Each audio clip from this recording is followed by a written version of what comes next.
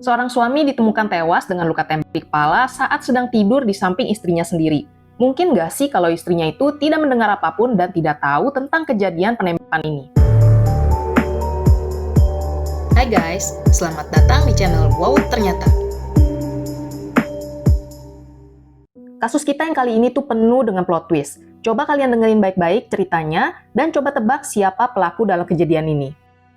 Kisah ini berawal pada tanggal 21 Februari tahun 2008 ketika seorang cewek bernama Melissa menelpon 911 dan mengatakan kalau suaminya telah tewas tertembak. Douglas County 911, address of your emergency. Wellsworth, please. And what's going on there? I just heard a loud noise. I don't know if someone broke into our house and shot my husband. Jadi hari itu sekitar jam 3 subuh, Melissa bangun gara-gara dia mendengarkan suara yang bikin telinganya berdenging. Awalnya dia pikir dia itu mimpi, tapi dia juga mencium bau yang seperti asap dari peluru. Karena merasa khawatir, Melissa pun membangunkan suaminya, Ben. Sayang, kamu denger itu nggak? Tapi si Ben yang dikira sama si Melissa itu lagi tidur, diam aja dan tidak menjawab. Lagi-lagi si Melissa pun bilang, sayang, kamu sakit. Nah, karena si Ben tetap diam, akhirnya Melissa memutuskan buat mengecek sendiri ke pintu luar. Melissa pun keluar kamar dan waktu dia berdiri di lorong, dia melihat dengan jelas kalau pintu rumah mereka itu terbuka. Jelas dong si Melissa menjadi panik dan juga khawatir. Dia lalu kembali lagi ke dalam kamar buat membangunkan Ben. Nah disitulah dia baru sadar kalau suaminya itu ternyata sudah tewas tertembak. Melihat suaminya sudah terbujur kaku dan berlumuran darah, Melissa pun jadi syok dan panik. Tapi untungnya dalam keadaan begitu pun Melissa masih bisa ingat dengan anak tirinya, Alisa yang berusia 6 tahun.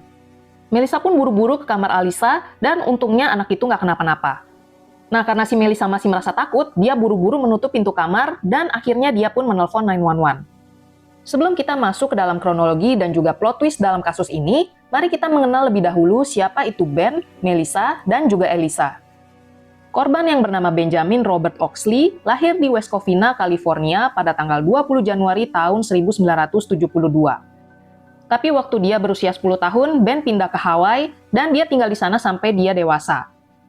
Menurut orang-orang di sekitarnya, Ben adalah orang yang bersemangat, supel, dan juga murah hati. Ben lulus dari SMA Honoka pada tahun 1990 dan dia bekerja di Paniolo Country Inn di Camuel selama bertahun-tahun sebelum akhirnya dia pindah ke Nevada buat mencari pengalaman hidup. Lalu pada tahun 1997, Ben bertemu dengan seorang wanita bernama Dawn Oxley yang pada saat itu sudah memiliki 2 orang anak. Mereka berkenalan, lalu akhirnya mereka menikah pada tahun 1999.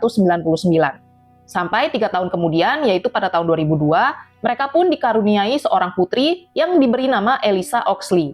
Tapi sayangnya pernikahan mereka itu tidak berlangsung lama, karena mereka bercerai pada tahun 2004. Nah, sebagai seorang ayah tunggal, Ben itu berjuang banget untuk mendapatkan hak asuh penuh atas putrinya. Selama bertahun-tahun, Ben mencurahkan seluruh kasih sayang dan juga perhatiannya hanya untuk putri semata wayangnya itu.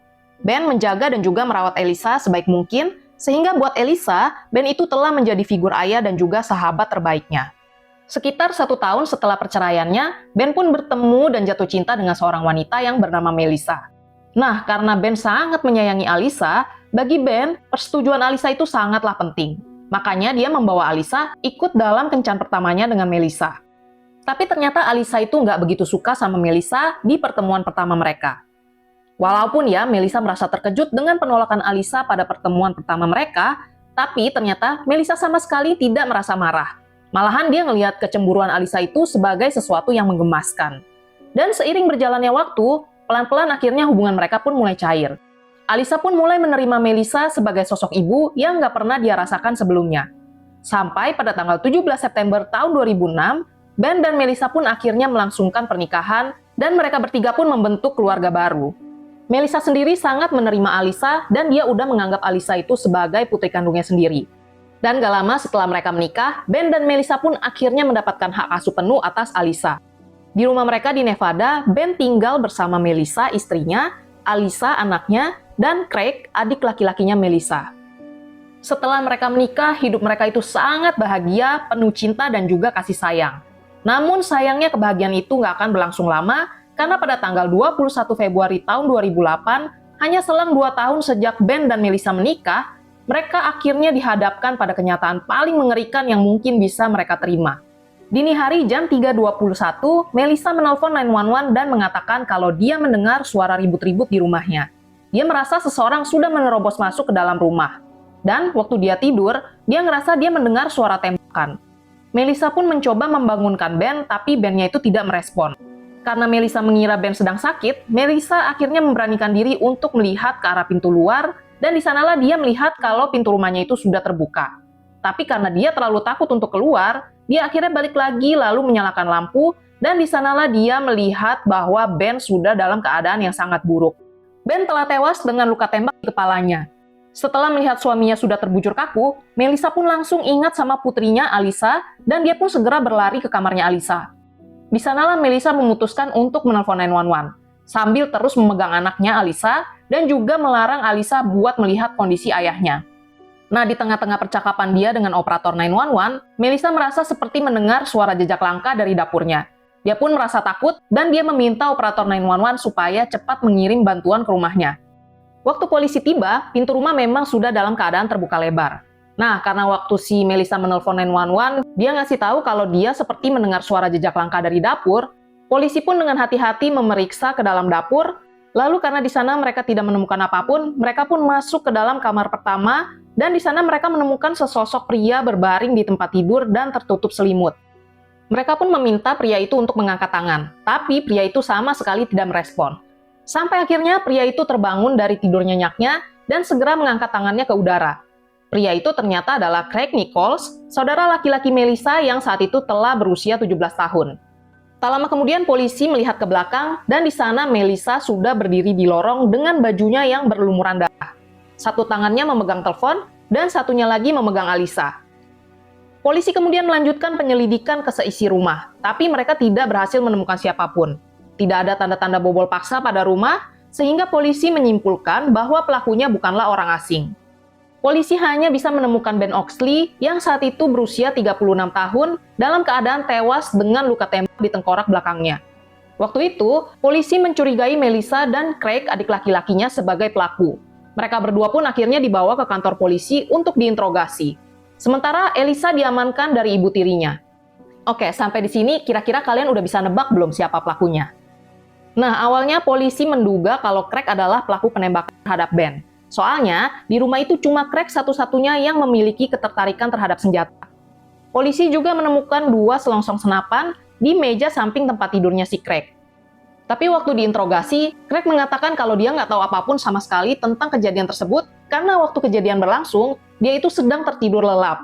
Lagi pula, kenapa dia punya peralatan berburu di kamarnya? Karena dia itu ternyata suka banget berburu bebek, jadi dia menyimpan segala peralatan berburu itu di kamarnya. Selain itu, hasil tes juga menunjukkan tidak ada residu mesiu di tangannya si Craig.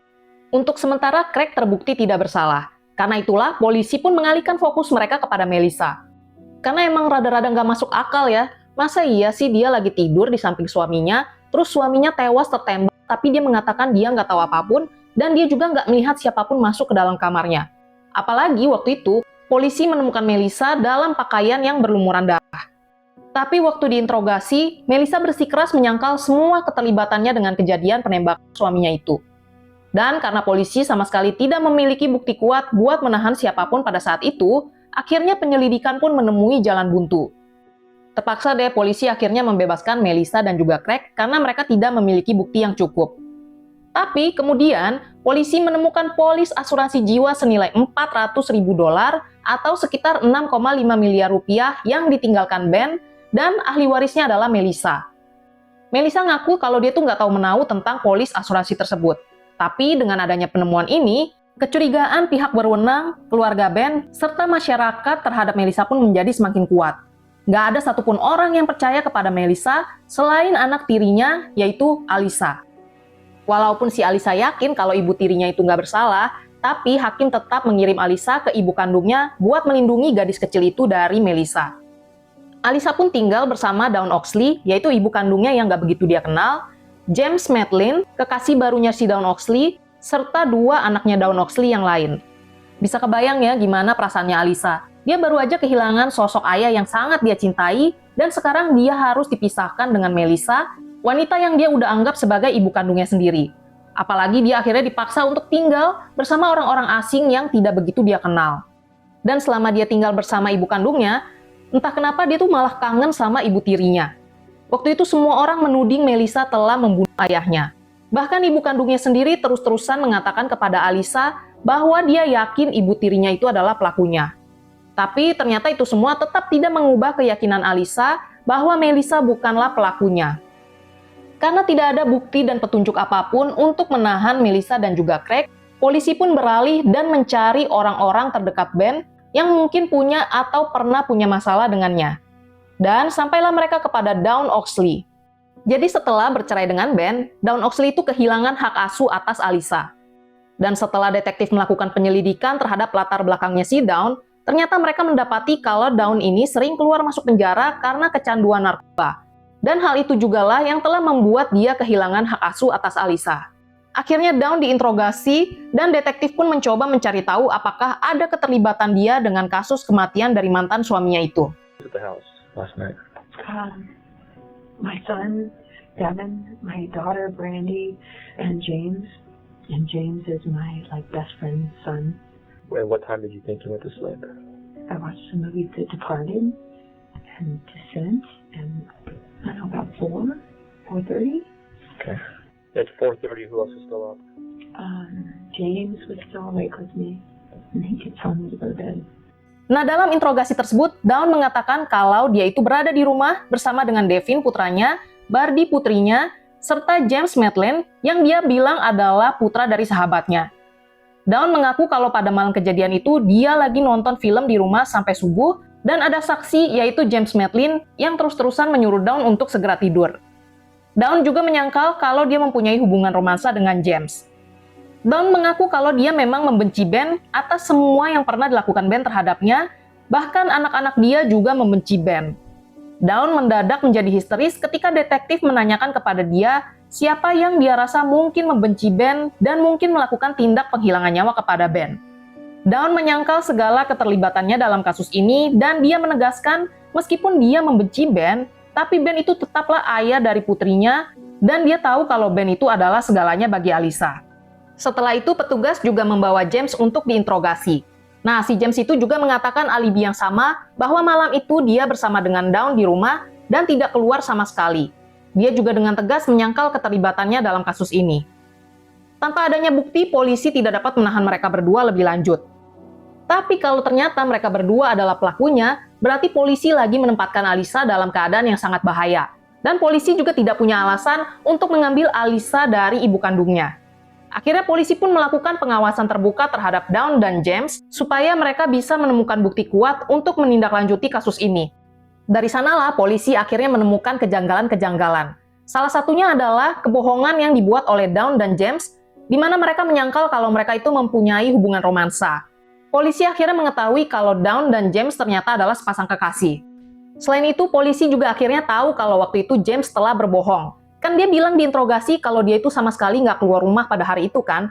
Tapi ternyata polisi akhirnya menemukan sebuah rekaman video CCTV di mana si James itu terlihat di sebuah tos serba pada dini hari tepat di hari pembunuhan Ben. Tapi sayangnya semua kenyataan tersebut dan juga rekaman CCTV itu aja tidak cukup untuk menjadi bukti kalau James dan Dawn adalah pelakunya. Awalnya polisi tuh mulai merasa kalau mereka sedang menemui jalan buntu. Sampai akhirnya muncullah seorang saksi baru dalam penyelidikan dan orang tersebut adalah Devin. Kalian ingat kan kalau si Dawn itu punya 2 orang anak, yang satu adalah Devin yang saat ini berusia 16 tahun dan yang seorang lagi adalah putri yang bernama Bardi. Nah, si Devin ini mengaku kalau dia melihat sesuatu dan dia ngerasa harus mengakui hal tersebut. Nah, sesuatu yang dia lihat di rumahnya itu adalah ibunya waktu malam sebelum pembunuhan itu terjadi terus-terusan berkata bahwa dia ingin Ben mati. Dia bilang kalau dia itu membenci Ben karena Ben telah menghancurkan hidupnya dan juga karena Ben membuat dia harus membayar tunjangan anak dan juga karena Ben telah mengambil Alisa darinya. Di sana Devin juga mengatakan kalau si James itu berkata kepada Dawn bahwa dia akan membunuh Ben untuknya. Dan si Dawn itu menjawab, "Aku hanya ingin dia mati." Akhirnya kesaksian dari Devin ini telah menjadi sebuah titik terang dalam penyelidikan kasus pembunuhan Ben. Sekarang karena sudah ketahuan, James akhirnya mulai mengungkap kebenaran bahwa Dawn adalah dalang di balik pembunuhan Ben. Kalau kata si James ya, dia membunuh Ben atas perintah Dawn. Dengan hilangnya nyawa Ben, maka Dawn akan terbebas dari biaya tunjangan anak sebesar $200 per bulan dan dia juga bisa mendapatkan hak asuh penuh atas Alyssa. Menurut pengakuan James, hari itu pada tanggal 21 Februari tahun 2008, dia sama si Dawn pergi ke rumah Ben dengan rencana buat membunuh Ben dan juga Melissa. Mereka membuka pintu rumah Ben dan James berjalan menuju master bedroom. Tapi ternyata Dawn nggak mengikuti James. Dia cuma diam dan berdiri tepat di depan kamar Alyssa. Singkat cerita, James pun akhirnya sudah masuk ke dalam kamar Ben. Ya udahlah, sesuai dengan misinya, James pun mengangkat senjatanya lalu dia dengan tanpa ragu mendor si Ben. Setelah itu James melihat korban keduanya yaitu Melissa yang lagi tidur di sebelahnya Ben. James mengangkat senjatanya lalu diarahkan kepada Melissa. Tapi nggak tahu kenapa tiba-tiba James seperti diterpa keraguan yang luar biasa. Akhirnya si James menurunkan senjata dia berbalik lalu dia berlari ke luar ruangan. Setelah itu James dan Dawn pun berlari ke mobil mereka dan di sana mereka meninggalkan Melissa dan juga Alyssa hidup-hidup. Nah, akhirnya dengan kesaksian dari Devin dan juga pengakuan dari si James, polisi pun menahan James dan Dawn. Dan akhirnya polisi mengambil Alyssa untuk dipertemukan kembali dengan ibu tirinya, Melissa. Penyelidikan kasus ini berjalan cukup lama, hingga 4 tahun kemudian pada tanggal 30 Januari tahun 2012, persidangan kasus pembunuhan Ben pun dimulai. Si Alyssa sekarang juga udah berusia 10 tahun.